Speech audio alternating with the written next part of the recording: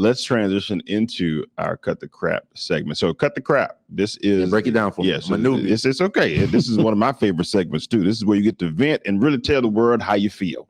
So with Cut the Crap, may have been something that has taken place, today, this week, this month, and it has just frustrated you to the highest level of frustration, and you want people to cut it. I'll start. So Cut the Crap. Ooh. Here's my thing. We all have vehicles, right? And unfortunately, we live in a space where we still need to go and get our vehicles serviced.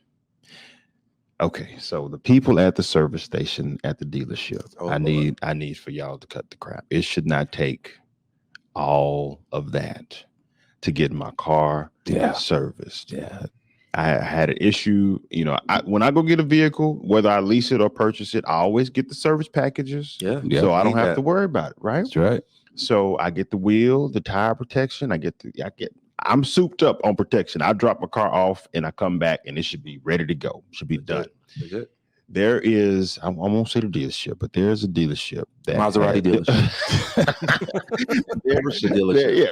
Right. There's a dealership that because I have the tire package and I've had to deal with this before, at this point, I know the process. Right. Come in, you guys are supposed to take the pictures, you're supposed to file the claim, boom, they get it approved. So I go in, I have a nail in my tire. The manager of the service station comes out and said, "Oh yeah, so we can plug it, or we can try and file a claim for replacement." I say, "Well, first off, I paid for the package. Yeah, we're not plugging nothing. Right? You smack a new tire on that bad boy. That's what you're gonna do. It's been paid for. Yes.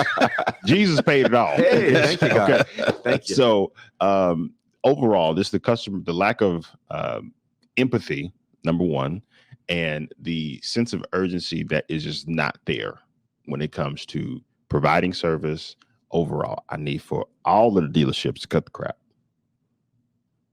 I will open the floor for anyone else who feels like they have a story, a situation where they need to cut the crap. Mine is super small, and it happened yesterday. And so yesterday was what, fellas? Cinco de Mayo. Cinco de Mayo. So yes. I'm going to this store, that store to make some salsa, homemade salsa. I wasn't doing the canned stuff. Right. I'm actually cook like in real life. And so I went to like 2-3 stores and they did not have any cilantro. So stores, y'all need to cut the crap. I'm trying to make some authentic salsa. And I can't do it the level that I need to with all the ingredients. And it kind of like frustrated me because 100%. You have your mindset of this ingredient and you can't find it anywhere. So especially for Cinco de Mayo, y'all stores need to cut the crap. And then when you do make something and you try, like, what, I'm just gonna make it anyway. Right. It just don't taste the same. It's not the same. You're It's missing that one little ingredient. Justin, what you got? They can't pretend like they didn't know Cinco de Mayo was coming, right? Hey, that is been on the calendar. Hey, come on now. Try organic. I tried non-organic. Nowhere. Nothing. Oh man. I think my biggest frustration this week is people who try to avoid the inevitable. And it's good. And instead of dealing with it right away, it snowballs into something that you can't deal with. And for me, that's animal care. This is probably the 20th time that has happened in the last 10 years, but somebody that had a horse with a problem, and on day one, it was a simple problem and it could have been solved for $300 or $400, and they didn't want to spend that money. So they waited.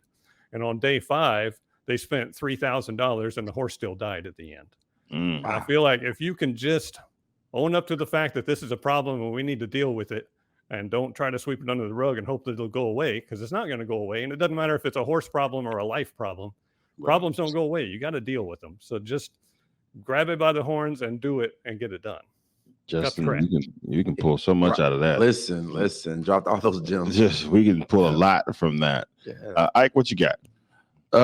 So I'm going to use, last week I was in a convenience store and standing in line myself and probably 10 more people standing in line because there was a gentleman at the window getting some lottery numbers.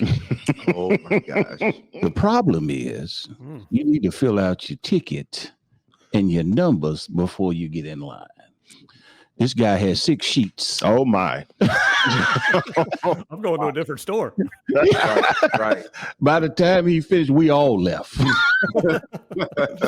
But please, if you know you're going to get some lottery ticket numbers, fill out your numbers before you come. He was trying to Mhm. grandchild's birthday and my birthday. Exactly, man. Now, I'm like, Lucille, she was born. Yeah. So we're gonna use 28 on that Yeah. number. Just grab your 6 tickets and step aside. and step aside, step aside. or take them home and come back. Yeah. Just cut the I crap. call people and find out what numbers they want to put on them. Exactly, man. I'm like, I'm up here at the store about to play these numbers. What was the number? Your address? I want to get that so I can play what year did Sheila graduate? Yeah, I can hold, no problem. Right. Yeah, cut the crap. What about you, Chris? You have anything? Yeah, my cut the crap is don't get a dog if you don't intend on being in it for the long haul. Listen. You know what I mean? I always see, driving around Houston, everything, just like dogs just milling around, aimless, no owner, nothing. And it's just sad, and like, like the pounds are all full and everything. Yeah. Right. Just don't get a pet if you're not committed. Right. And spay and neuter if you do. Yeah, hello. Exactly. Hello, because they don't do child support for the dogs. Okay. What about you, Abigail? Yes, I have a cut the crap, and that is people need to mind their business. Hey, Okay. that Stay came from in somewhere. your Did you feel that? Did you feel Yeah, that? yeah, That that's came from- personal right that there. came from somewhere. And I don't have any context for that one. Just mind your business. Okay, I want to dive a little deeper, but we're gonna move on because that We actually got one person from Facebook, Noah. His cut the crap is learn to take responsibility. oh hey Noah, Agreed. listen, that's a whole nother episode. We can take that somewhere else. Noah, thank you for sharing. Please continue to drop those comments whether you are joining in the conversation via YouTube or Facebook. We want to make sure that you all are engaging and we can, of course, hear your perspective and then give you a voice.